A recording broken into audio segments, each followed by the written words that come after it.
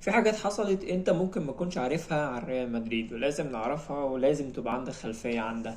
ان ريال مدريد دلوقتي ان هو اول الدوري ده انجاز واعجاز حاليا. هتقول لي ليه؟ هقول لك ليه. ريال مدريد السنة دي 3 إصابات تقريبا تكاد تكون مزمنة، اللي هو إذا كان كورتوا اللي هو نص الفريق، وإن هو كان السبب كبير جدا إن هو يحصل على دوري أبطال أوروبا. والسبب التاني والإصابة التانية ميليتاو بالرباط الصليبي برضو، وأخيرا ديفيد ألابا بالرباط الصليبي.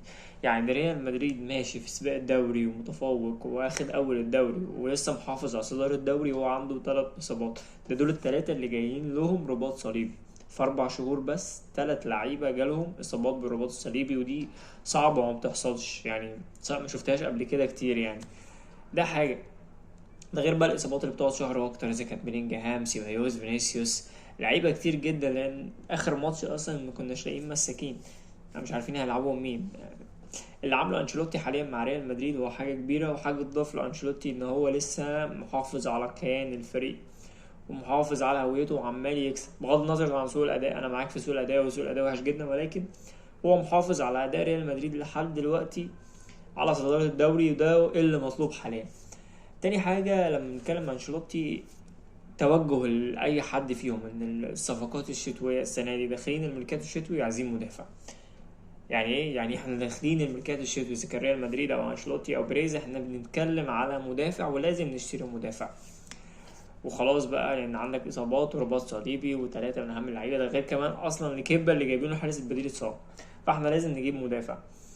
ولكن في اخر مؤتمر صحفي بريز وانشيلوتي طلعوا قالوا ان احنا مش هنجيب مدافع ومش هنخش الميركاتو الشتوي السنه دي عشان ندور على مدافع. فانت كده تقف كده تعمل ايرور، يعني دماغك تعمل ايرور. امال مين اللي هيلعب مساك؟ تعتمد طول الموسم على ناتشو رودريجر، على ناتشو روديجر ولا ايه؟ ازاي؟ اه انت بتكسب والدنيا ماشيه معاك، بس دوري الابطال الكلام في حاجات كتير.